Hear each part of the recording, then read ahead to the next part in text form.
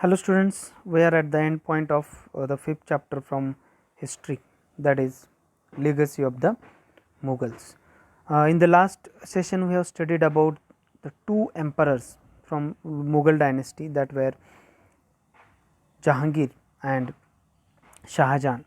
Okay. So, today we are going to continue the study of next Mughal emperor that he became after Shah Jahan, that Aurangzeb. Okay. So, we will go in deep with Aurangzeb. Shah Jahan's son, Shah Jahan's last days witnessed a terrible war of succession among his sons. Okay. So, what we have detailed studied about Shah Jahan in the last session, he was the emperor, and when the last days of his emperorship was being, that time his sons, how much of the sons Shah Jahan had, that all the sons they started to fight to succeed the Mughal throne, and both all that sons they fought with each other. The bloody wars were fought between the sons. So out of that, Aurangzeb, who was more powerful, okay, and he killed many of his brothers, and even he imprisoned his father Shah Jahan, and after a bloody war of succession he became victorious and ascended the throne in 1658. So, now it is the time that 1658 CE, now the new emperor was sworn in the Mughal dynasty in India, that was Aurangzeb. Okay. So, we will go in deep further for about Aurangzeb. That Aurangzeb assumed the title of Alamgir, which means conqueror of the world. Okay.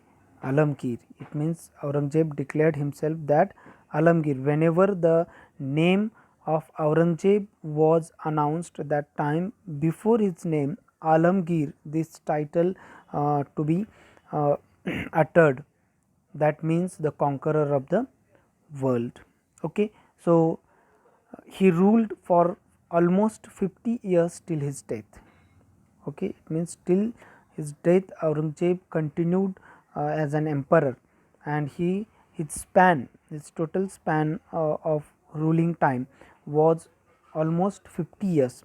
It means this much of the lengthy span no of the other emperor from Mughal dynasty, that before Aurangzeb also no emperor continued for this much of long span, and even after Aurangzeb also no one continued for this much of the long period of 50 years to become, to remain as an emperor of the Mughal Sultanate or Mughal dynasty.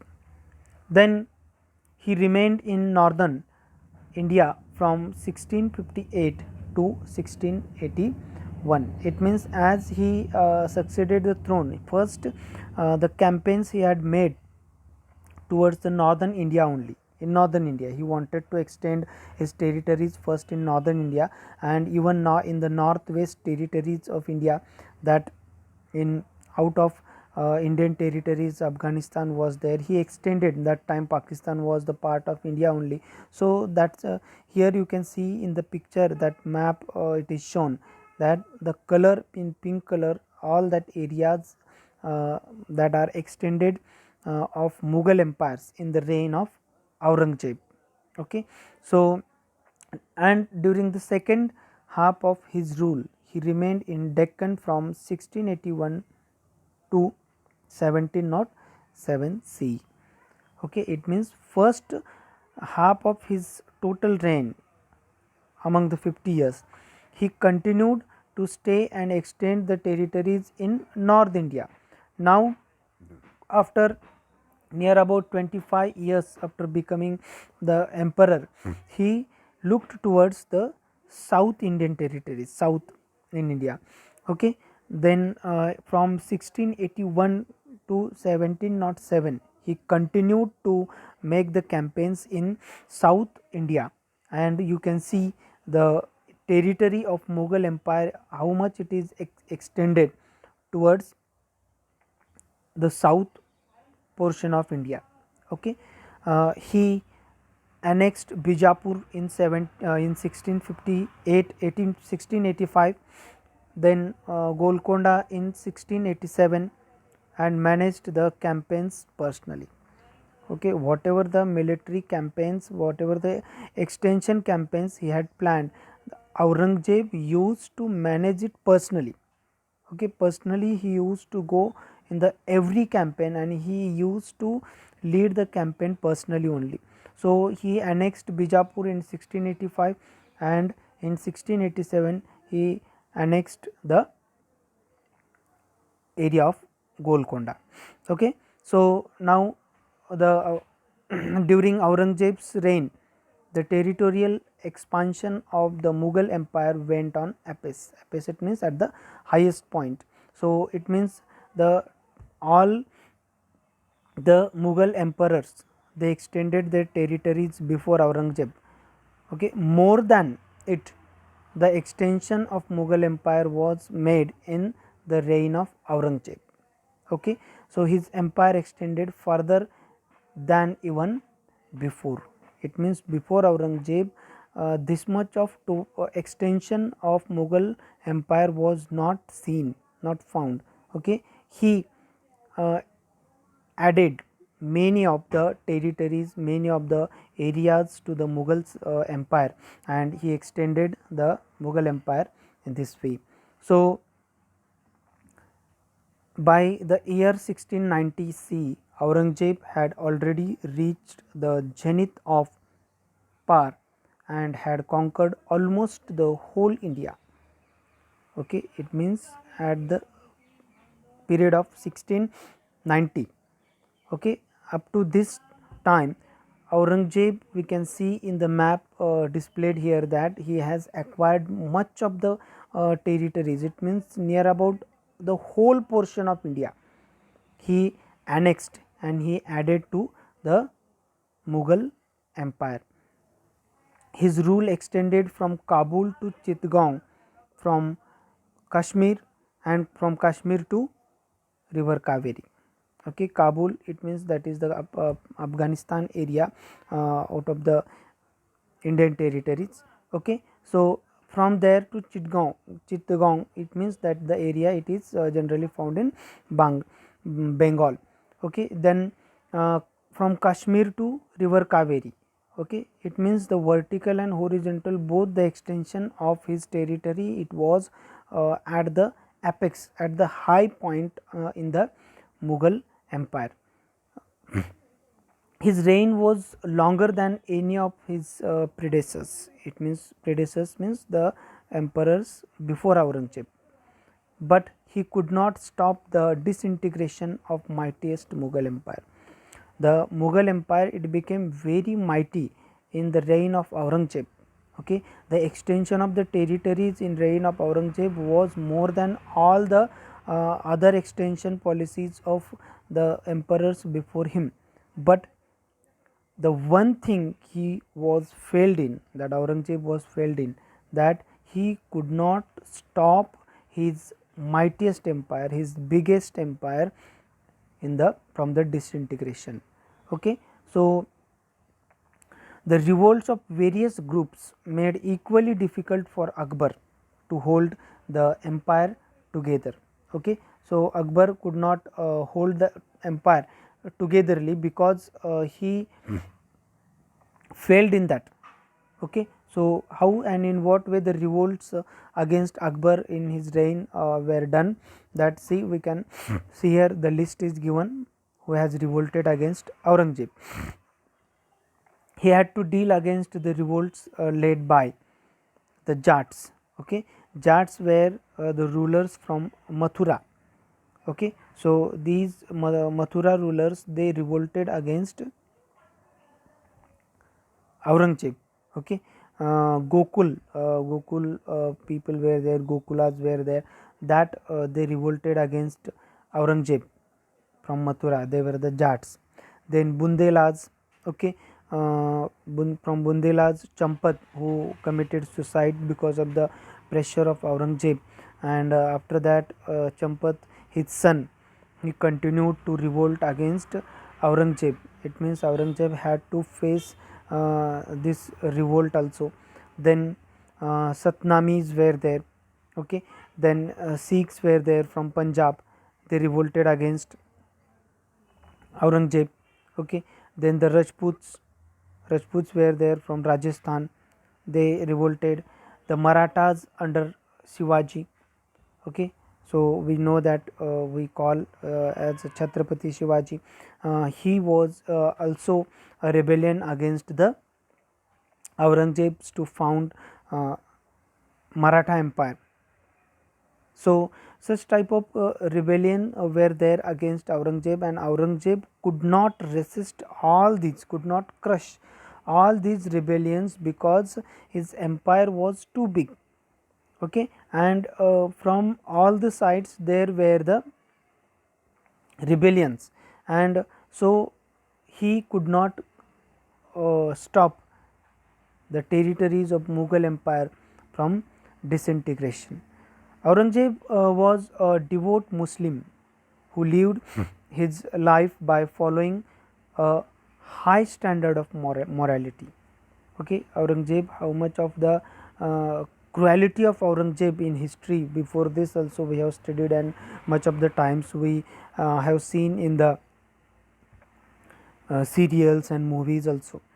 But actually Aurangzeb was a devoted Muslim, and whatever the morals are there given in the Muslim religion, he used to follow that, and he used to follow the life whatever is told by the Muslim moralities. Okay, he used to follow all the standards of morality in his life. Okay, at the same time, but he was an emperor, and being an emperor, he extended his territories, and for the territorial expansion much of the times he became very cruel. Okay, but never he had forgot the moralities, standard moralities. Even I would like to mention one incident here. After the death of Chhatrapati Shivaji, when he heard that, he paid namaz towards Allah to make Shivaji's peace in rest. Okay, so rest in peace, like that. So like that, it means he was no doubt emperor. He was no doubt having the campaigns of extension of his own empire, but he used the high standards of morality in his life. He created a separate department to enforce the moral codes. Okay, whatever the moral codes are there, moral codes shown in Quran, we can say, shown in Muslim religion. Okay, he wanted to enforce that over the societies, and because of that he was regarded as Jinda Peer, or a living saint. Okay, Aurangzeb. Then he died in 1707. Okay, Aurangzeb died in 1707, but after his death his sons entered into the ruinous wars of succession. The same thing that happened after the death of Aurangzeb also, which happened after the death of Shah Jahan for the succession, that sons they fought, and one of them was Aurangzeb. Aurangzeb killed, defeated others, and became an emperor. The same thing it continued after the death of Aurangzeb also. Aurangzeb's sons also, they fought against with each other to become the successor of Aurangzeb and to become the emperor of the Mughal Sultanate. Okay, so this way here it is the end of the reign of Aurangzeb. So here we have studied about in detail of about Aurangzeb, and here our lesson goes to an end. But before to finish this session, I would like to just revise the whole lesson with the help of concept map given here. So here we can go from the beginning to the end with the help of this concept map. Okay, in Mughal Empire, we have studied at first that Babur, who defeated Ibrahim Lodi in the first battle of Panipat, and he founded the Mughal Empire in India, and he became the first Mughal emperor. Okay, then next, after the death of Babur, Humayun became emperor, but Sher Shah Suri, he invaded on Delhi and Agra. He acquired Delhi and Agra, and Humayun, he defeated Humayun, and Humayun became the prince without his empire. So he had taken the shelter towards Shapvids, and but after the death of Sher Shah Suri, Humayun again he regained Delhi and Agra, and there was the end of the Sur dynasty after the death of Sher Shah Suri. So then, after death of Humayun, Akbar became an emperor, and in the period of Akbar, we have studied in detail that the administrative system of the Mughal was set up, and what administrative system that Akbar had set up, that was continued by all the other successors of Mughal dynasty. Then Akbar, we have studied about Akbar that he had extended his empire, okay, more than the other two emperors that extended in Mughal Sultanate. Then what Rajput policies that Akbar followed, that also we have studied.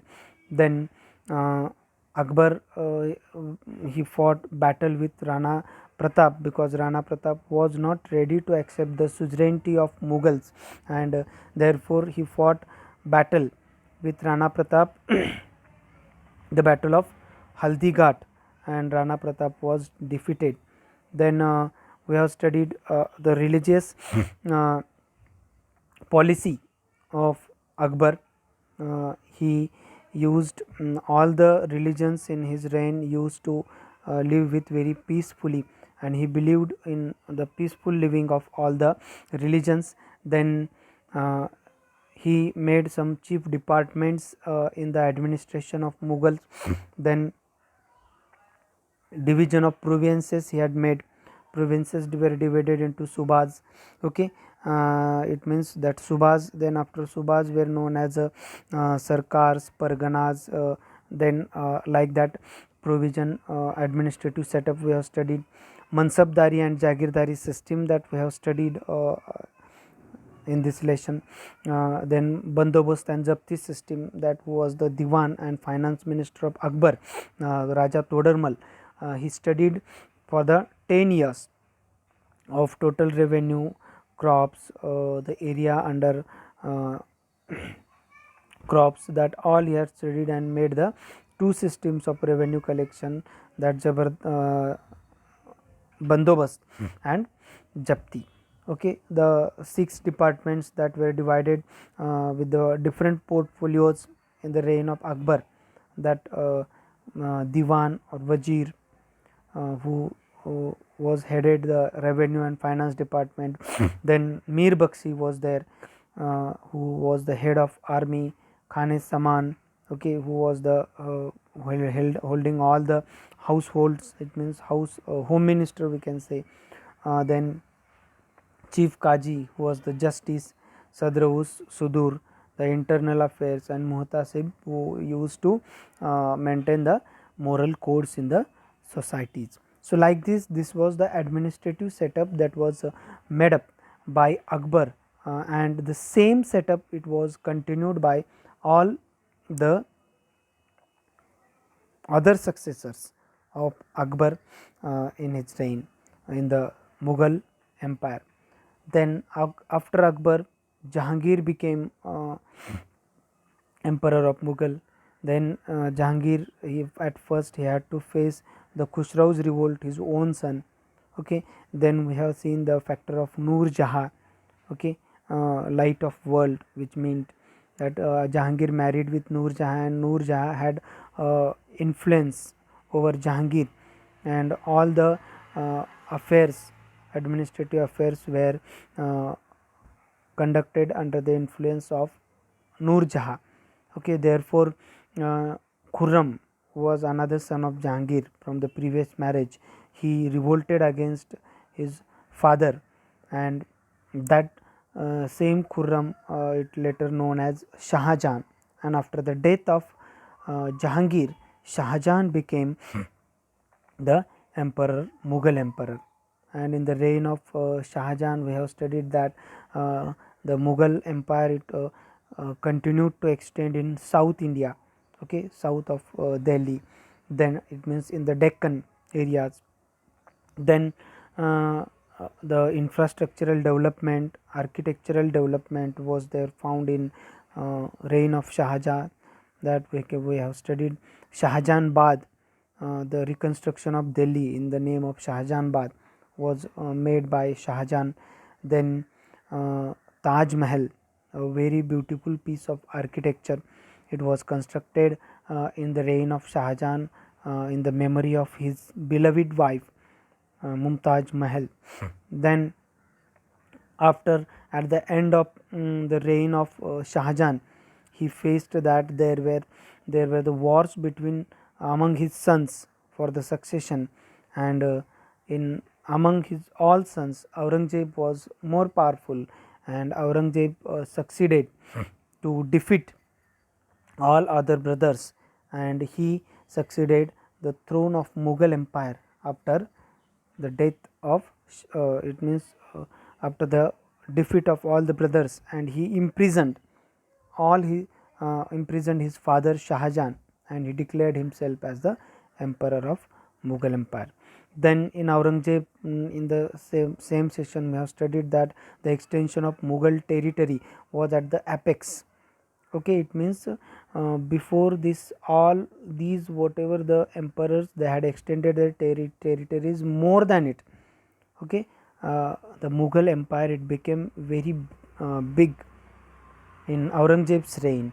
Okay, but Aurangzeb could not resist the disintegration of his biggest empire, and he and then gradually revolts were there, rebellion were there against Aurangzeb. Okay, so Jats were there, Bundels, then Satnamis, Sikhs, and Marathas under the leadership of Shivaji. So these all rebellions he had to face with the biggest of his empire. Okay, and this Aurangzeb was the man who followed morality, okay, of the Muslim codes, and he declared himself as the Alamgir, that is the conqueror of the world, and he was considered as the Jinda Pir, living saint. And in 1707 Akbar was died. Okay, after the death of Aurangzeb was died in 1707, and after the death of Aurangzeb, the successors of Mughal or Aurangzebs, we can say, they started to fight Aurangzeb's sons. They again fought with each other and for the succession of throne, and but the same thing, what was the empire increased, extension of the empire was done by the emperors up to Aurangzeb, that it got gradually it got to get disintegrated after all the Mughal emperors. Therefore, after Aurangzeb, the Mughal is no, they all the Mughals, they are known as the later Mughals, and about the later Mughals that we are going to study in the next chapter. So here we are going to conclude the session with the conclusion of this chapter. Thank you.